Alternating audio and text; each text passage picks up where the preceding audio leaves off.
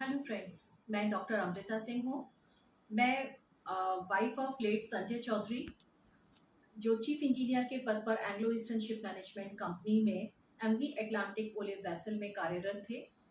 लगभग 4.5 साल पहले मेरे हस्बैंड की डेथ मिस्टीरियस सर्कमस्टेंसेस में 17 अप्रैल 2018 को हुई थी। और जिस समय उनकी डेथ हुई वो शिप पर ही कार्यरत थे। और परिवार को डेथ की जानकारी लगभग डेथ के 11 घंटे बाद एक Anglo Eastern ship management company के जनरल मैनेजर हैं मिस्टर राजीव कुमार, नोएडा ऑफिस के जनरल मैनेजर हैं, उनके द्वारा दी गई थी। आप सभी जानते हैं कि ये पहली घटना नहीं है Anglo Eastern ship management company के वेसल्स पर जो इस तरह की घटित हुई है। आपने अभी कुछ महीनों पहले एक और वीडियो देखा होगा मिस आंचल मलिक का, जो कि लेट शिवम मलिक के सिस्टर हैं। और आंचल ने भी अपनी बात को यही कहते हुए कहा था कि उनके भाई की डेथ, जो पहले Anglo Eastern ship management company के मैनेजमेंट द्वारा बताया गया कि वो सुसाइड करके हुई थी, बाद में मालूम चला कि वो डेथ सुसाइडल डेथ नहीं थी, बल्कि सेकंड पोस्टमार्टम में कंफर्म हुआ कि शिवम की डेथ स्ट्रैंगुलेशन की वजह से हुई थी। इसी तरह से मेरे हस्बैंड की डेथ केस में भी हमें बताया गया कि मेरे हस्बैंड को कार्डियक अरेस्ट हुआ था और कार्डियक अरेस्ट की वजह से उनकी डेथ विद इन 25 मिनट्स हो गई। और इससे पहले कि वेसल पर जो भी कार्यरत थे, जो कैप्टन थे या चीफ ऑफिसर थे, सेकंड ऑफिसर थे और भी क्रू मेंबर्स थे, वो कुछ इनको कर पाते, कोई मेडिकल एड प्रोवाइड कर पाते, उससे पहले ही इनकी डेथ हो गई। बड़ी अजीब सी बात है कि आपके वेसल का एक senior officer, chief engineer level का officer, all of a sudden death होता है और आप कुछ कर नहीं पाते। सबसे बड़ी बात है कि इस कंपनी में हर कदम पर आपको झूठ झूठ और झूठ, सिर्फ झूठ मिलेगा, क्योंकि कभी भी ये लोग सच्चाई को बताते ही नहीं हैं फैमिलीज को।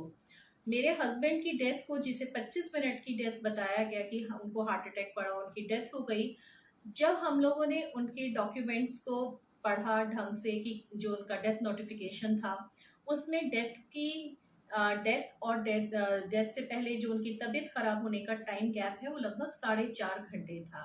तो आप समझ सकते हैं कि जो 25 मिनट की ड्यूरेशन थी वो ड्यूरेशन 25 मिनट की ना होकर 4.5 घंटे की थी। और वेसल पर जितने भी लोग थे जो कि बताते हैं कि STCW के जो मेडिकल केयर के कोर्सेज हैं उसमें वो प्रोफिशिएंट थे, उन्होंने किसी ने भी ये ज़रूरी नहीं समझा कि मेरे हस्बैंड को, जो पोर्ट बिल्कुल पास था, just a stone's throw away from the vessel, Morocco का एक पोर्ट है डाकला पोर्ट, वहां तक ले जाने की भी इन्होंने जहमत नहीं की। और जो पोर्ट अथॉरिटीज थी उनको कोई इन्फॉर्मेशन नहीं दी। कोस्ट गार्ड्स होते हैं रेस्क्यू ऑपरेशंस करने के लिए मेडिकल इमरजेंसीज में, उनको भी कोई इन्फॉर्मेशन इन लोगों ने नहीं दी। और बराबर हम लोगों को, जो फैमिलीज हैं यहाँ पर, उनको झूठ झूठ झूठ और झूठ बोलते रहे। उससे भी बड़ी बात यह है कि मेरे हस्बैंड जब ज्वाइन करने गए थे उससे पहले उनका एक मेडिकल एग्जामिनेशन हुआ था दिल्ली में, शाइनी मेडिकल सेंटर पर। शाइनी मेडिकल सेंटर के बारे में मैं आपको बताना चाहती हूँ कि ये centre DG shipping approved centre है और यहाँ के जो डॉक्टर्स हैं वो गवर्नमेंट अप्रूव्ड डॉक्टर्स हैं। और उन्होंने मेरे हस्बैंड को भेजने से पहले उनको मैरीटाइम लेबर कन्वेंशन के जो इंटरनेशनल स्टैंडर्ड्स हैं उनके अकॉर्डिंग फिटनेस सर्टिफिकेट दिया था। और फिटनेस सर्टिफिकेट 1 साल के लिए वैलिड था। आप और हम सभी जानते हैं कि कोई भी डॉक्टर किसी भी बीमार आदमी को या जिसको ज़रा सी भी कोई एंजाइनल प्रॉब्लम हो उसको कभी मेडिकल फिटनेस नहीं देंगे। स्पेशली 40 के बाद जो आपके हार्ट रिलेटेड टेस्ट होते हैं, चाहे वो स्ट्रेस टेस्ट हो, चाहे TMT टेस्ट हो, चाहे वो इको हो, ECG हो, सारे टेस्ट जब तक नॉर्मल नहीं होते they can not give them an approval to join the ship. तो मेरे हस्बैंड को कोई प्रॉब्लम थी ही नहीं। और लास्ट अगर हम 10 साल के मेडिकल फिटनेस सर्टिफिकेट्स देखते हैं तो कभी भी उनको कोई एंजाइनल प्रॉब्लम नहीं हुई। उससे भी बड़ी हैरत की बात है कि जब फिटनेस हुआ, फिटनेस के 1.5 महीने बाद ही ऑल ऑफ अ सडन वो कैसे डेथ कर सकते हैं। हमने जब मेडिकल नोटिस डॉक्टर को भेजा तो उन्होंने कहा हमने तो बिल्कुल ठीक फिटनेस दिया था, किसी बीमार को नहीं भेजा था। Now it is the owners of the seafarers, जो उनके क्रू मेंबर्स थे, वो बताएंगे कि वहाँ क्या हुआ।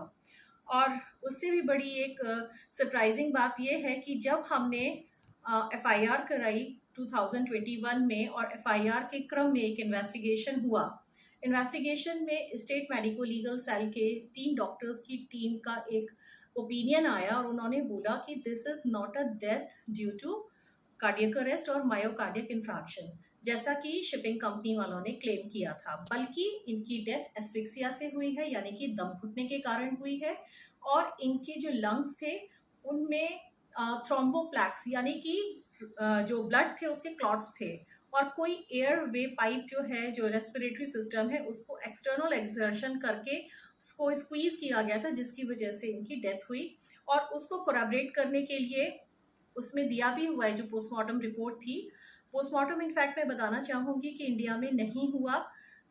डेथ बॉडी इंडिया लाने से पहले डेथ के 5 दिन बाद इन्होंने केप वर्डे नाम के आइलैंड पर, एक आइसोलेटेड सा आइलैंड है, वहाँ पर इनका पोस्टमार्टम कराया without any following the SOPs. जो पोस्टमार्टम के जो यूनिवर्सल एसओपीज होते हैं, किसी को भी फॉलो नहीं किया और इनका पोस्टमार्टम करके कंक्लूड किया कि इनकी डेथ कार्डियक अरेस्ट से हुई। अब सबसे बड़ी बात है कार्डियक अरेस्ट जो होता है, अगर हमें ये डिसाइड करना है कि डेथ कार्डियक अरेस्ट से हुई है, तो ब्लड जो हार्ट होता है, हार्ट को प्रिजर्व किया जाता है, उसके स्लाइसेस करके नाइट्रो बीटी का उसमें स्प्रिंकल करते हैं, and the colour, if colour changes then it is ascertain that that death is due to cardiac arrest. ऐसा इन्होंने कुछ भी नहीं किया, जस्ट ऐसे ही लिख दिया कि कार्डियक अरेस्ट से डेथ है, सिर्फ कैप्टन और सेकेंड ऑफिसर और चीफ ऑफिसर के बयानों के आधार पर। दूसरी बात, जो मेरे हस्बैंड के लास्ट वियरिंग क्लोथ्स थे वो प्रिजर्व नहीं किए गए, उनको ऐसे ही इन्होंने डिस्पोजल कर दिया। उसके अलावा मेरे हस्बैंड की डेड बॉडी की कोई भी फोटोग्राफ नहीं ली गई, पोस्टमार्टम की कोई वीडियोग्राफी नहीं हुई। मेरे हस्बैंड के जो टिश्यू कल्चर होना चाहिए था, जो डेथ के बाद होता ही होता है असरटेन करने के लिए कि कॉज ऑफ डेथ क्या है, वो टिश्यू कल्चर नहीं हुआ, कोई भी ऑर्गन उनका प्रिजर्व नहीं किया गया, विसरा प्रिजर्व नहीं किया गया। और एक ऐसे फर्जी सा इन्होंने पोस्टमार्टम रिपोर्ट कंक्लूड करके यहाँ पर भेज दिया। हालांकि उसी पोस्टमार्टम रिपोर्ट को जब दोबारा से एनालाइज किया गया, प्रॉपरली एनालाइज किया गया साइंटिफिक लाइट में, तब पाया गया कि इनके जो नेल साइनोसिस था, यानी कि ब्लू नेल्स थे, और इसके अलावा जो इनके बॉडी के जो उन्होंने डिसेक्शन में जो भी फाइंडिंग्स थी, उसके आधार पर ये कार्डियक अरेस्ट की डेथ थी ही नहीं, ये तो डेथ बाय एस्फिक्सिया थी, या उनको जो है एक्सटर्नल एक्सर्शन करके उनको रेस्पिरेटरी सिस्टम स्मॉदरिंग या कुछ भी करके इनको मारा गया था। So now it is scientifically proved that he did not die a natural death. Secondly, मेरे हस्बैंड के जो भी पर्सनल गैजेट्स थे, स्पेशली जो इलेक्ट्रॉनिक गैजेट्स थे, वो सब इन्होंने चोरी कर लिए, क्योंकि डेफिनेटली उसमें कुछ ना कुछ रहा होगा ऐसा डेटा जो असरटेन करने के लिए हमें मदद करता कि डेथ किस कारण से हुई। और ये अमूमन मेरे हस्बैंड के साथ ही नहीं, जितने भी डेथ केसेस इनके हुए हैं एंग्लो ईस्टर्न शिप मैनेजमेंट के वेसल्स के ऊपर, उनमें लगभग सभी में ये समान रूप से आप देखिए कि किसी भी सी फेरर का कोई भी इलेक्ट्रॉनिक आइटम ये लौटाते ही नहीं है फैमिली को। क्योंकि मेरे हस्बैंड का अगर मैं बताऊं तो मेरे हस्बैंड एक हैबिट में थे, वो रोज़ अपनी डायरी लिखा करते थे अपने टैबलेट के ऊपर, डे टू डे की एक्टिविटीज़, कोई भी इंपॉर्टेंट घटना हुई है, कुछ भी हुई है, ये बताते ज़रूर थे। अच्छा, डेथ से 3 दिन पहले मेरे हस्बैंड ने मुझे कन्फाइड किया था कि वहाँ कुछ इलीगल एक्टिविटीज़ चल रही थी ऑन बोर्ड, जिसको मेरे हस्बैंड ने देखा था, जिसकी वजह से कैप्टन और चीफ ऑफिसर इनसे बैर रखते थे, और वो हस्बैंड को भी लग रहा था कि it can turn into a something fatal. जैसे ही इन्होंने मेरे को बताया, तुरंत मैंने इनको बोला आप वापस आ जाइए, आपको काम करने की वहाँ पर ज़रूरत नहीं है। But since it was only a 1.5 months left for the completion of his contract, so he decided to stay there and he said कि okay, I will be fine, don't worry, I'll be low profile. Even I suggested him कि आप अपने senior managers को बताइए अगर यहाँ कोई on board आपको प्रॉब्लम हो रही है। हस्बैंड का कहना था कि सीनियर मैनेजर्स हों, चाहे के कोई भी सीनियर्स हों, कोई भी बंदे हों, डीपीए वगैरह हों, they all are one, they all are same, so there is no point to complain against them. So he was of the opinion that this was the last trip of him, last voyage when he was going there, so he would come back and he would not go back again. So ऐसी ऐसी चीज़ें वहाँ पर थी। अब आती हूँ एक और बहुत बड़े चीज़ के ऊपर, नॉर्मली आपने सुना होगा सी फेयर्स की डेथ्स तो इनके लिए बहुत आम बात है, चाहे वो Anglo Eastern ship management company हो या कोई भी कंपनी हो, बहुत सारी मैनेजमेंट कंपनीज के और भी आपने इंसिडेंट सुने होंगे। एंग्लो का एक और केस था जतिन मिश्रा का, उनके पेरेंट्स की वीडियो भी आपने हाल ही में देखी होगी। एक चीज़ सब में कॉमन है कि ये लोग जो हैं डेथ के बाद फैमिलीज को ना तो कोई हेल्प करते हैं, सिर्फ बॉडी डिलीवर करते हैं, उसके बाद उनका काम खत्म, देन दे लीव यू। आप क्राई करते रहिए, आपको कोई कुछ नहीं बताएगा। और सबसे बड़ी विडंबना ये है कि मैनेजमेंट कंपनी तो बताती ही नहीं है, लेकिन डायरेक्टरेट जनरल ऑफ शिपिंग या सेक्रेटरी ऑफ शिपिंग या ministry of shipping, they too do not help you out at any level. Because क्या कारण हो सकता है, आप बेहतर समझते हैं। They all are one. इससे भी बड़ी बात मैं आपको बताना चाहूँगी, जिस पर शायद अभी तक किसी ने भी लाइट नहीं डाली है, that is an insurance scam. आपने सुना होगा कि इंडिया में बहुत सारे स्कैम्स हुए हैं जो कि आम नागरिकों को पता ही नहीं होते हैं। जैसे अगर हम बात करें तो 2G स्पेक्ट्रम स्कैम हुआ था, जो कि 1,76,000 करोड़ का स्कैम था। इसी के साथ कॉमनवेल्थ गेम्स स्कैम हुआ, तेलगी स्कैम हुआ, सत्यम स्कैम हुआ, आईपीएल स्कैम हुआ, Bofors scam, Harshad Mehta scam, cobbler scam, fodder scam and हवाला स्कैम। अब इन सबसे ऊपर अगर हम एक और स्कैम को आज देखते हैं तो हम कह सकते हैं कि वो इंडियन सी फेयरर्स की डेथ के बाद इंश्योरेंस स्कैम है, जो कि मर्चेंट नेवी में बहुत ही प्रेवलेंट है। और इसका सबसे बड़ा एविडेंस मैं आपके सामने हूँ। ये जितने भी अभी मैंने आपको स्कैम्स इंडिया के जो 10 सबसे बड़े स्कैम्स बताए हैं, ये केवल मॉनिटरी स्कैम्स थे, यहाँ लाइव्स इन्वॉल्व नहीं थी। लेकिन जो मर्चेंट नेवी का स्कैम है, ये डेथ कॉम्पेंसेशन का स्कैम है। और अगर ये मैं कहूँ कि ये मारे ही इसलिए जाते हैं इंडियन सी फेयरर्स की उनकी डेथ के बाद जो इंश्योरेंस अमाउंट है, ये कॉम्पेंसेशन सेटलमेंट है, उसका पैसा ये लोग हड़प लेते हैं और फैमिलीज को नहीं देते। इसका मैं उदाहरण आपको देती हूँ। ये आप देख रहे होंगे, ये भारत सरकार का राजपत्र है जिसको हम इंडियन गजट नोटिफिकेशन बोलते हैं। ये आरपीएसएल रूल्स 2016 है। RPSL recruitment and placement services licences हैं जो इन शिपिंग कंपनीज को गवर्नमेंट ऑफ इंडिया देती है डायरेक्टरेट जनरल ऑफ शिपिंग के माध्यम से। जो director semen employment office Mumbai है, वो इनको आरपीएसएल लाइसेंस प्रोवाइड करते हैं। इसमें बहुत सारी शर्तें दी हुई हैं, बहुत सारे सेक्शंस हैं जिनमें जो शर्तें हैं, जो कंडीशंस हैं, वो आरपीएसएल शिपिंग कंपनीज को फॉलो करनी ही होती हैं। उनमें एक बहुत अहम सेक्शन है, सेक्शन 2C2। 2C2 जो होता है वो आपको कलेक्टिव बार्गेनिंग एग्रीमेंट के बारे में बताता है। और उसमें बिल्कुल स्पष्ट दिया हुआ है कि जो भी नेशनल रेगुलेशंस होंगे उन्हीं के अकॉर्डिंग जो डिसीज सी फेयर होगा उसकी फैमिली को कॉम्पनसेशन सेटलमेंट दिया जाएगा। और कलेक्टिव बार्गेनिंग एग्रीमेंट जो भी होगा वो हमेशा नेशनल रेगुलेशन के अकॉर्डिंग होगा। अब मेरे हस्बैंड के केस में, मेरे हस्बैंड काम कर रहे थे Anglo Eastern ship management company के हांगकांग फ्लैग वेसल के ऊपर। So as per this gazette notification, Hong Kong flag vessel में हांगकांग के ही जो नियम हैं, हांगकांग के ही जो रेगुलेशंस हैं, उनके अकॉर्डिंग मेरे हस्बैंड को पेमेंट दिया जाना चाहिए था।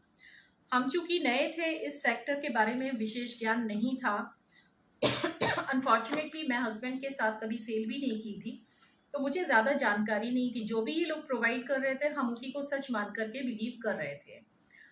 अब जब इन्होंने हमें कॉम्पनसेशन को लेकर के अंडरटेकिंग्स मांगी कि आप ये अंडरटेकिंग दे दीजिए कि this is full and final settlement, हम इसके बाद आपको किसी भी कोर्ट में स्यू नहीं करेंगे, हम आपसे और कुछ नहीं मांगेंगे, मुझे थोड़ा डाउट हुआ कि ये ऐसा इस तरह का अंडरटेकिंग हमसे क्यों मांग रहे हैं। फिर इसके बाद इन्होंने एम्प्लॉयज़ कॉम्पनसेशन एक्ट 1923 के बारे में भी अपना अल्प ज्ञान हमको बताना शुरू किया कि ये इसके अकॉर्डिंग हम 10 लाख रुपए आपके कॉम्पनसेशन में से डिडक्ट करेंगे। मेरा मानना ये है और मेरा पूछना ये है कि कॉम्पनसेशन में से पैसा डिडक्ट करने की बात कभी भी कोई भी एक्ट या कोई भी लॉ नहीं कहता।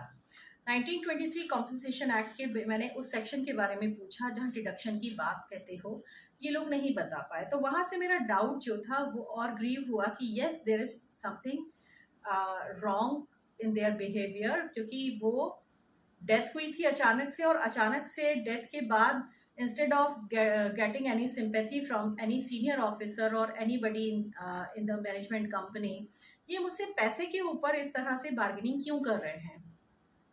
और सबसे बड़ी बात, इनके जो थोड़े थोड़े पढ़े लिखे ये जो इनके मैनेजर्स हैं, सो कॉल्ड मैनेजर्स, ये ज़बरदस्ती अपनी फालतू वाली इंग्लिश बोलते थे, जो Rapidex English speaking course type का ये बोलते थे इंग्लिश, पटेटेटाई सेंटेंसेस। कहीं पर हम कोई भी बात in the aisle of law पूछ रहे हैं तो वो बता ही नहीं पा रहे हैं, सिर्फ इंग्लिश बोले जा रहे हैं ज़बरदस्ती वाली हैं, जबकि हिंदी स्पीकिंग बेल्ट से ही। तो उनका जो इस तरह का पिक्यूलियर बिहेवियर था, उससे और भी हमारा डाउट बढ़ा कि ये कुछ गड़बड़ है। Then over a period of time I got this, somebody suggested me कि आप मैरीटाइम लेबर कन्वेंशन 2006 पढ़िए। और एक और मैं आपको बड़े हैरत की बात बताती हूँ कि इंडिया में मिनिस्ट्री ऑफ शिपिंग या डीजी शिपिंग के यहाँ से हमें कभी किसी ने कोई मदद नहीं की। हमें जो भी मदद मिली वो इक्का दुक्का सीफेयरर्स के माध्यम से, या कुछ अच्छे लोग जो इंडियंस नहीं थे, बाहर के थे, उन्होंने हमें हेल्प किया। तो मुझे लगता है कि ये बड़ा ही दुखद बात है। इसके अलावा ये हांगकांग का कॉम्पनसेशन ऑर्डिनेंस है। मैं बताना चाहती हूँ, जैसा कि अभी बताया कि सेक्शन 2C2 आरपीएसएल रूल्स में क्लियर दिया हुआ है कि जिस भी कंट्री का फ्लैग स्टेट होगा उस कंट्री के नियमों के अनुसार आपका भुगतान किया जाएगा। इसके अकॉर्डिंग अब हम आते हैं हांगकांग लेजिस्लेशन के अकॉर्डिंग। तो जो हमको इन्होंने कॉम्पनसेशन पेमेंट किया उससे more than 6 times higher compensation हमको मिलना चाहिए था। अब ये कोई जुमला लेकर के आते हैं कि कलेक्टिव बार्गेनिंग एग्रीमेंट। इनका कहना था मैनेजमेंट कंपनी का कि कलेक्टिव बार्गेनिंग एग्रीमेंट जो है सी फेयरर, शिप ओनर एंड एक मैरीटाइम यूनियन के बीच में एक बार्गेनिंग होती है और मैक्सिमाइज करने के लिए बेनिफिट्स को होती है। जब हमने कहा कि ये थर्ड पार्टी कौन है, तो इन्होंने कहा मैरीटाइम यूनियन ऑफ इंडिया जो है, this is the third party. हमने इनसे पूछा कि मैरीटाइम यूनियन ऑफ इंडिया एक फॉरेन फ्लैगशिप के लिए किस तरह से करार कर सकती है, किस तरह से एमओयू साइन कर सकती है। तो इस पर इन्होंने फिर आलतू फालतू हमको बातें बतानी शुरू करी जो बिल्कुल भी कन्विंसिंग नहीं थी। देन लेटर ऑन हमने एमयूआई से ही पूछा डायरेक्टली कि आप हमको ये बताइए कि आपको किस लेजिस्लेशन के द्वारा, किस ऑफिस मेमोरेंडम द्वारा, किस ऑफिस सर्कुलर द्वारा या किस गवर्नमेंट लॉ के द्वारा अधिकृत किया गया है कि आप इंडियन सी फेरर का जो फॉरेन फ्लैग के ऊपर काम करता है आप एमओयू साइन करेंगे।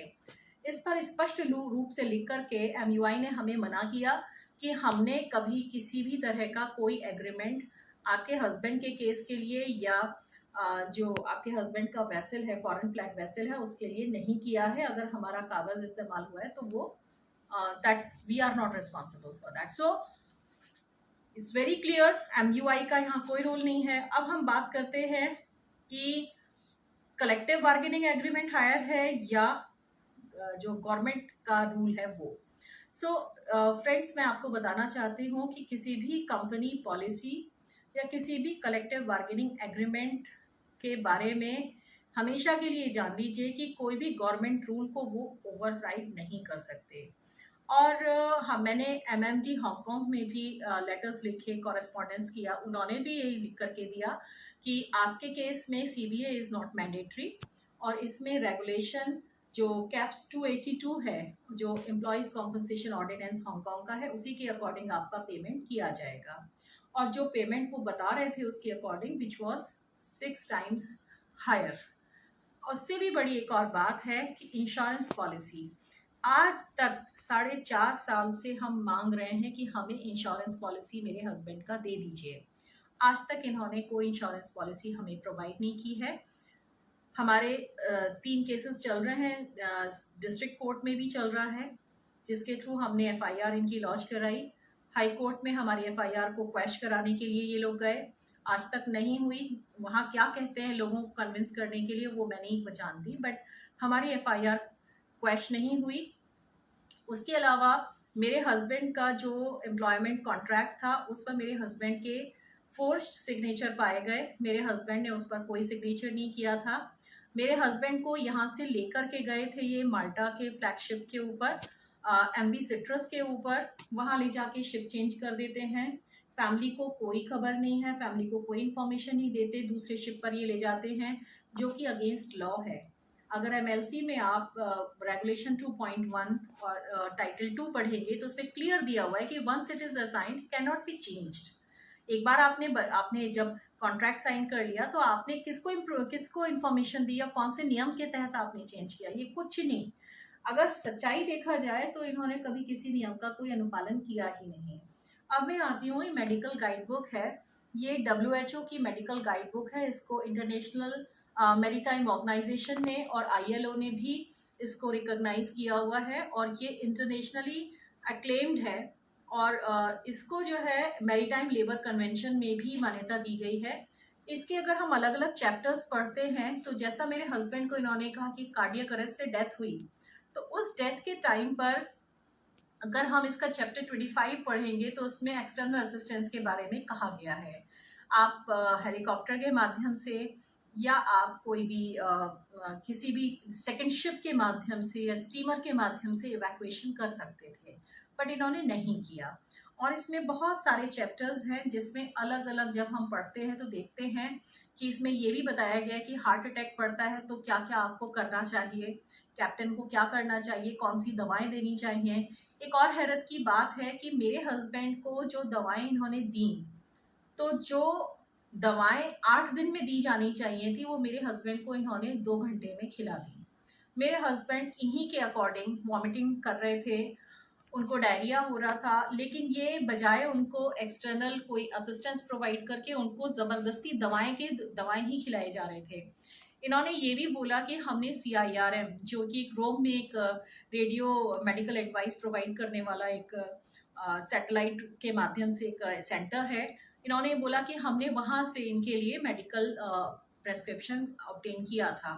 मैंने वो मेडिकल प्रेस्क्रिप्शन पढ़ा तो मैंने देखा कि जो दवाओं की मात्रा उन्होंने प्रोवाइड करने के लिए कहा था उससे 8 गुनी दवाएं इन्होंने 2 घंटे में खिला दी।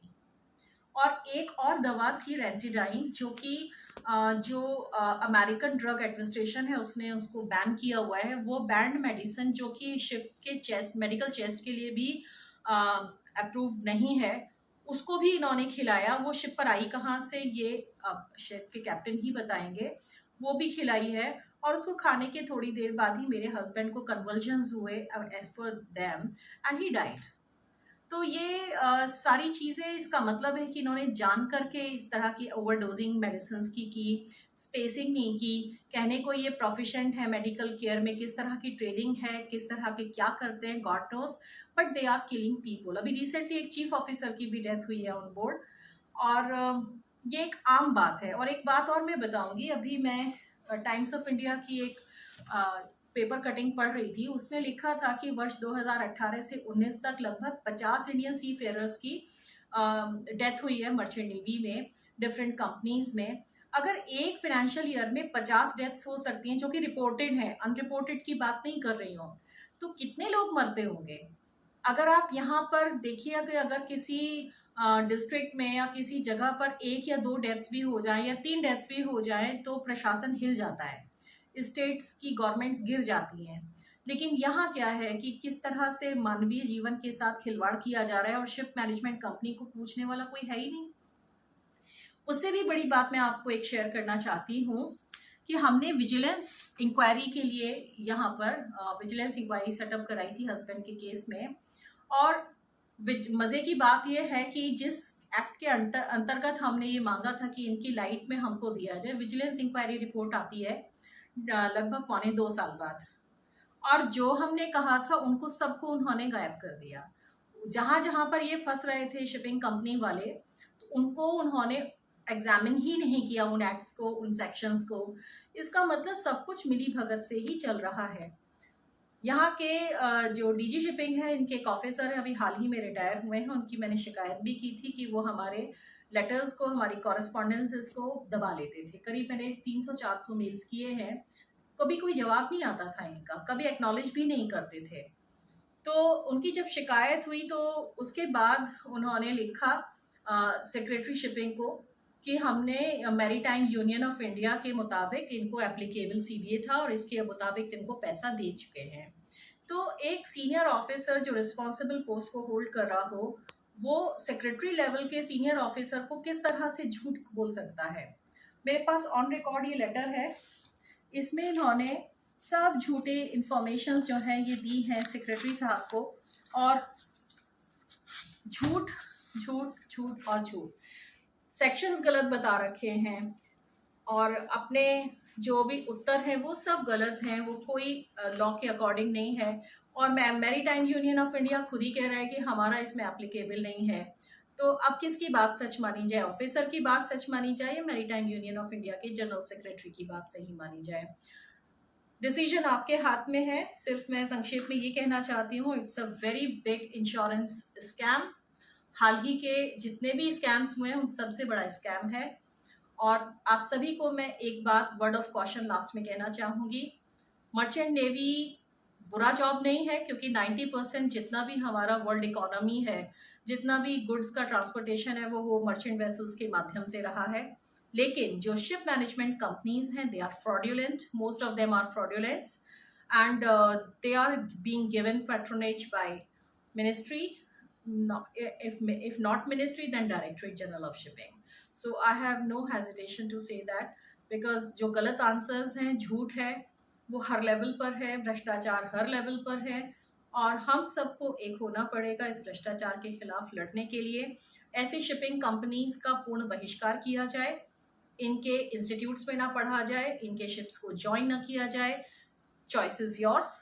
आप जीवन चाहते हैं या अपने young age में you want to die, or even your NOKs, your families will definitely be in trouble if you die all of a sudden, क्योंकि यहाँ पर जो लोग रह जाते हैं उनको कोई जानकारी मैरीटाइम लॉज के बारे में नहीं हो पाती, और ना ही उनको देने वाला कोई होता है। मैंने जो कुछ भी किया वो कुछ अच्छे फ्रेंड्स थे उनकी मदद से, और कुछ बाहर के लोग थे उनकी मदद से मैं इतने लोग जान पाई हूँ।